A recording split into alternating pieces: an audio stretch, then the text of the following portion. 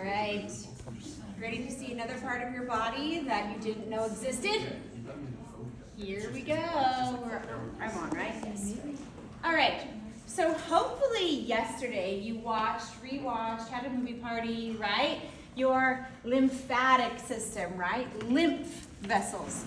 So along with the fact that you have, right, blood running through everywhere, you also have lymph, right? Lymph vessels running through everywhere, your lymphatic system. And I just wanted to point this out because we're going to talk now about the immunity, about what happens, right? What role do these play? The main role here is what lives, what is produced in your lymphatic system? Yeah, white blood cells, immunity. Here we go, right here, right? Right? In the lecture, did I talk about your lymph nodes? Right? Yeah, I did. Okay, good, right? These areas, right? That's why when you go into a doctor's and they feel for these areas, because if they're huge, it means they're being replicated, right? It means something's going on in your body. So the lymphatic system. Okay, so moving from the lymphatic system, we are going to talk about it, right? About what your immunity does. First, we're going to talk about what it does not specifically, okay? And not specifically is called innate immunity, okay? Innate. Be able to understand this word as easily as you understand non-specific, okay? It means this, non-specific immunity, okay? This is meaning this is taking place every time. Did I spell that right? I'm sure that's really readable. Every time. Okay, that something goes out of whack in you, you get hurt or exposure to bacteria, you cut something, surgery. Every time something going wrong, non-specific immunity is always going to respond, okay? A pathogen, I guess I should go with the PowerPoint. A pathogen is any kind of disease-causing agent. Any kind of disease-causing agent, okay? And your immune system, right, everything that it entails, your lymphatic system, all the white blood cells, all the different kinds, right, everything put together, okay, that is your immune system, everything to fight against these pathogens, okay? That is your immunity, everything that works together, that is your immune system, okay? And then, again, we have innate, which fights everything. All bacteria, viruses, everything always will respond. And then we're going to after talk about adaptive or specific immunity. And this only takes place when certain viruses or bacteria, special things happen to your body. But right now, we're going to talk about innate, non-specific, all the time immunity. All right? So here we go. So all the time immunity, okay? All the time you have physical barriers protecting you, AKA your skin, okay? Your skin is a form of innate immunity. If you can, as you can see from this really enjoyable burn that this person experienced, ouch, right? You can see that since the skin has been burnt away, there is immediate exposure to everything. So, microbiology, right? If you take microbiology, you will learn that there's actually constantly stuff like floating and constantly falling on us, and you'll realize how not alone we are in this world, right? So, taking it to the example of this right here, you can see how the barrier of skin, right, the cells, right, the tight junctions, how they don't let anything in. When it's not there, it's letting lots in, right? So skin, physical barrier, right, preventing the pathogens from entering your body. Skin, we love you. In all the areas that there are openings in our body, there is anybody remembering from your favorite lecture yesterday? Moat. Yes, there is a moat. In all the areas, right? Right inside my nose, right? This is right there are lymph nodes here, right? In my throat, right? There are protective areas everywhere to help, kind of like soldier camps, right? All the areas where there are openings.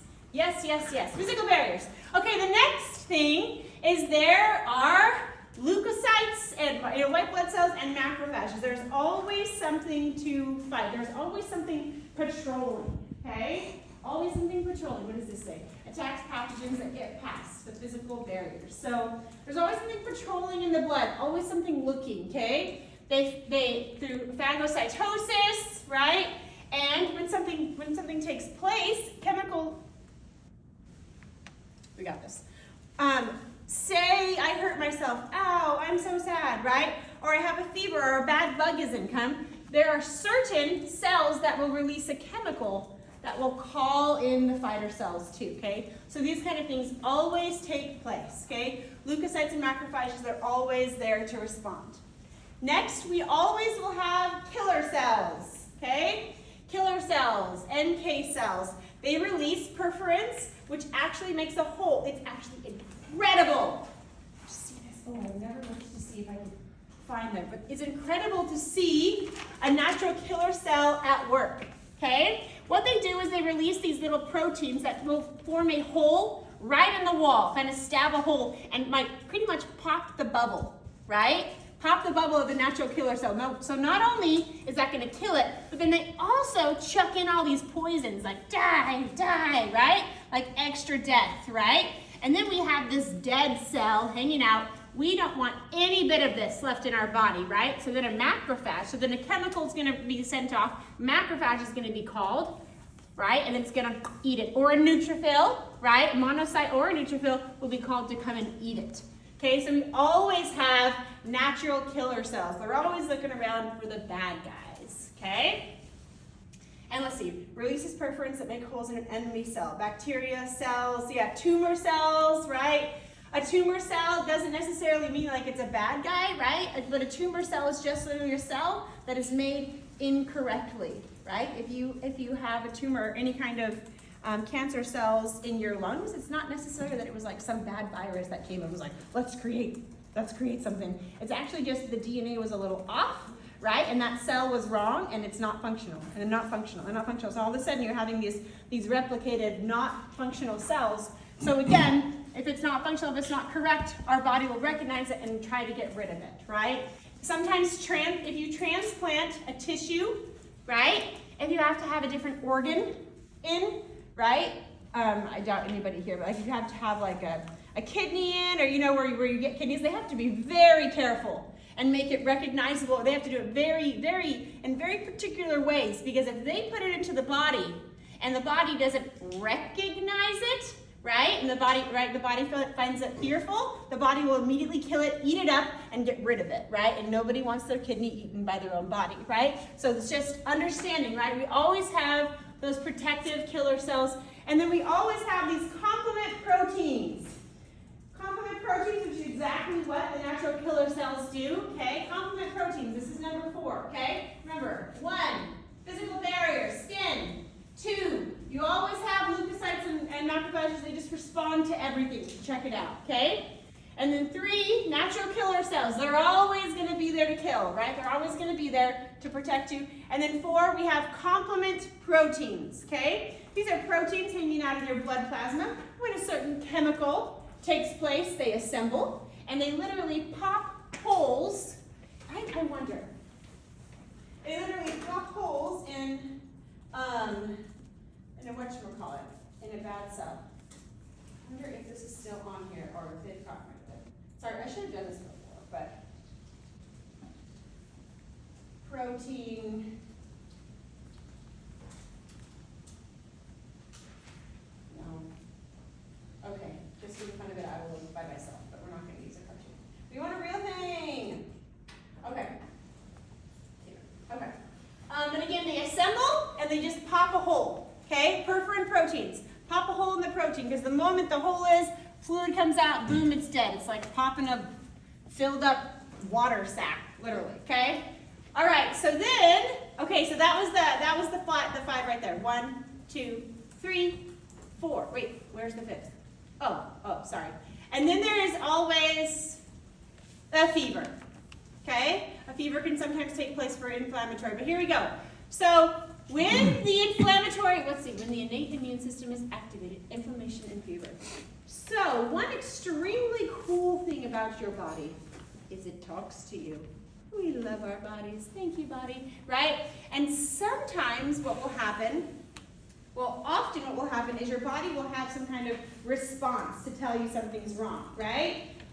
So yesterday, one of my kids was walking and then they hit the rake. You know when you like stand on the rake wrong and it like bonks you in the head, you know, and you get this egg, right? So that swelling, right? The swelling, the redness, right? The pain in that area, that is all your body communicating to you something is not right in this area. Because if they sat and then like it raked them in the head and there was no pain, and they would never know that something was going on, right? So we love the communication of our body, okay? And then we have the benefits. It prevents, okay, so the pain. Pain is a good thing even though it's not enjoyable, right? But if you were to trip and break your leg and your bone breaks and you're screaming in pain, there's no way that you're going to stand back up and go like run a marathon or run to lunch, right? It's going to be protected. You will protect that area. You will keep it, you will rest it. You will do everything to take care of it. So pain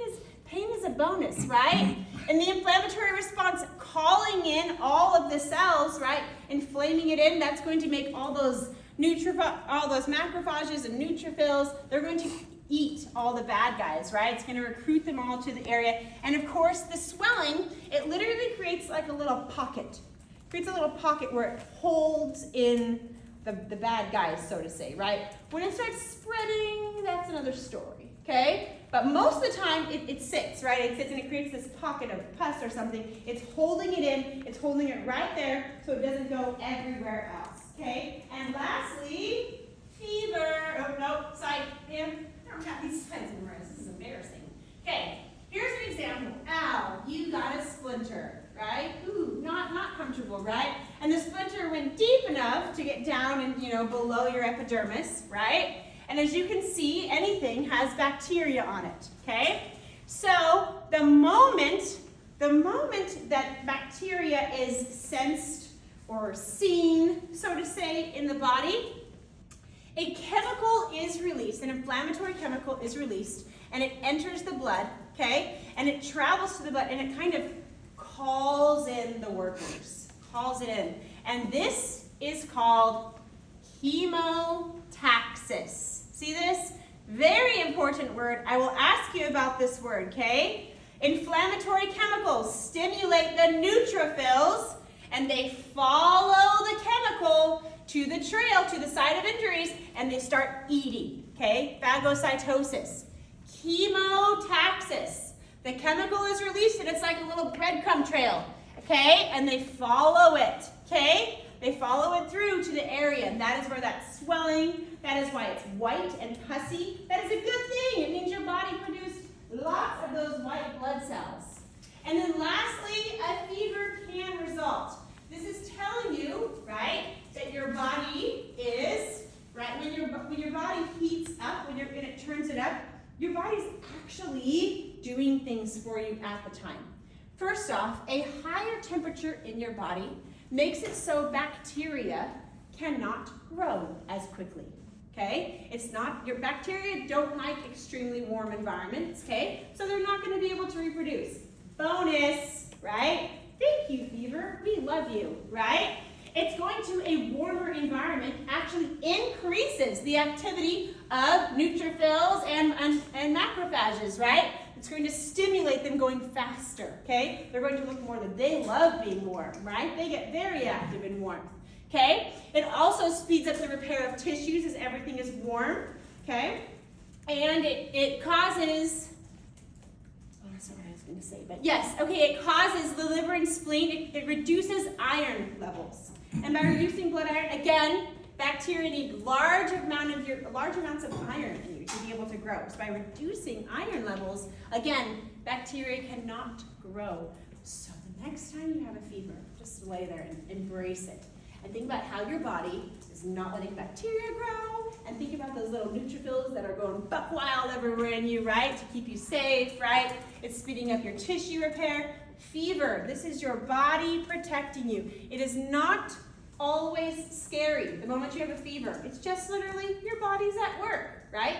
Now granted, when your fever gets too high for too long, that could mean your body is struggling and needs some outside assistance, right? But most of the time, it's not scary, it's just telling you. And another thing a fever does is it makes you tired, right? It makes you sleep so it can use all your energy on helping you. So a fever is just your body's immune system kicking in, getting rid of the bad guys and getting you back to good. So we love fevers, okay? And again, it's turned up. I'll tell this to you, but I'm not really going to quiz you on this too much, okay? There are certain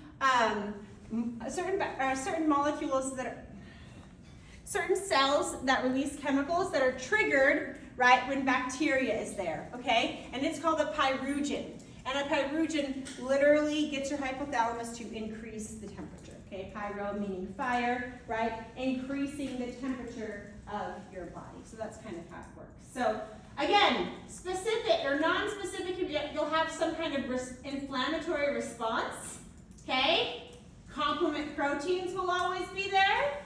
Natural killer cells will always be there. You'll always have leukocytes and macrophages, always, always, and you'll always have some kind of physical barrier trying to keep you safe. All right, there we go. Maybe I should quiz you. Do we have time? Let's do it, just to get your brain back in here. Here we go, ready? Okay, I'm gonna ask you a question. Ready for this? Name me 2 innate responses. Jackson.